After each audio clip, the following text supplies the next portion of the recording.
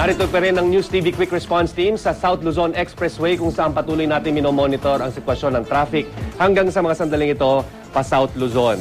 Sa ngayon ay tuloy-tuloy ang takbo ng mga sasakyan dito sa kahabaan ng SLEX at walang tayong nakikitang problema hanggang sa mga sandaling ito. Ayon na rin sa pamunuan ng SLEX, bukas pa kasi inaasahang dagsa ng mga sasakyan lagpas ng tanghali. Samantala, naghahanda na ang gobyerno ng Pilipinas sa nakatakdang long-range missile launch ng North Korea. Bukod sa pagpapatupad ng no-fly zone, binalaan na rin ang mga mangingisda na huwag maglayag sa mga araw na isasagawa ang missile launch dahil sa posibleng pagbagsak sa Pilipinas ng debris mula rito. Naritong report ni Dante Perelio. Inaasahang sa pagitan ng April 12 hanggang April 16 ang launch ng long-range missile ng North Korea mula sa Pyongan Province. At bilang paghahanda sa missile launch, isang meeting ang idinaos ng NDRRMC kasamang iba't ibang ahensya ng pamahalaan. Pinangangambahan kasing mapunta ang debris ng missile 180 nautical miles, hilagang silangan ng Santa Ana, Cagayan o 150 nautical miles silangan ng Pulillo Island. Kaya naman pinayuhan na ng NDRRMC ang mga mangingisda na iwasang maglayag mula Cagayan hanggang Camarines Sur sa mga nabanggit na araw. Pero paglilinaw ni NDRRMC Undersecretary Benito Ramos, hindi target ng missile ang Pilipinas. Nagkataon lang daw na nasa pagitan ito ng West Sea sa South Korea at Yellow Sea sa China na daraanan ng missile.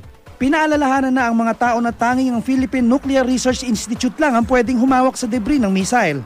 Sa paunang impormasyon ng PNR, walang nuclear warhead ang missile launch pero sakaling magkaaberya, nakahanda raw ang PNRI.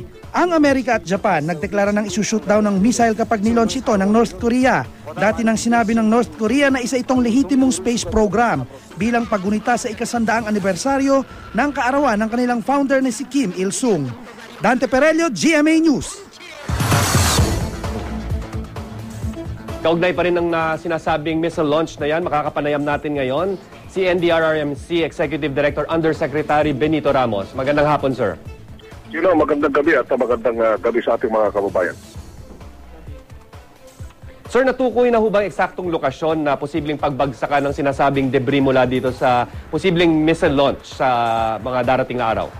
Opo, at nandyan sa website natin yung exact yung geographic coordinates, yung 23 degrees 21 minutes seconds north latitude. Hindi ito maintindihan ng ordinaryong kababayan natin, kaya plinat natin ito sa mapa. Pumapatag doon sa 190 nautical miles northeast o Santa Ana, Cagayan yung lugar. At yung isa ay dito sa 150 nautical miles direct east of Polillo Island. Kaya ito yung maintindihan ng ating mga kababayan para mabigyan natin ng babala yung lalo na yung mga mangingisda natin na iwasan itong lugar na ito pansamantala lang muna habang ito ay nagtetest sa yung North Korea. Sir, sa pagkakaintindi natin, magpapatupad ho ng no-fly zone dito sa lugar na yan kung saan inaasahang babagsak ang missile. Makaka-apekto ba ito sa mga commercial flights natin, lalo na ngayon, Semana Santa? Opo, at ito nga ay nabigyan na natin ng babala itong kaalyado natin. No-fly zone, no fishing zone, at saka no-sail zone. Kaya meron tayong kaalyado dito yung Marina, yung CAAP, yung Civil Aeronautics Administration ng Pilipinas at yung DILG para doon sa mga munisipyo, mga barangay captains, hindi payagan yung ating mga mangingisda, mabigyan sila ng information dito sa eastern portion ng northern at saka itong Bicol region, lalo na sa karagatan ng Pasipiko. Sir, kailan po ipapatupad yung no-fly zone eksakto? Exactly between 12 to 16 April. Ang local time na binigay sa atin dito, local time sa North Korea ay 0700 hours, alas 7 ito ng umaga hanggang alas 12 daily.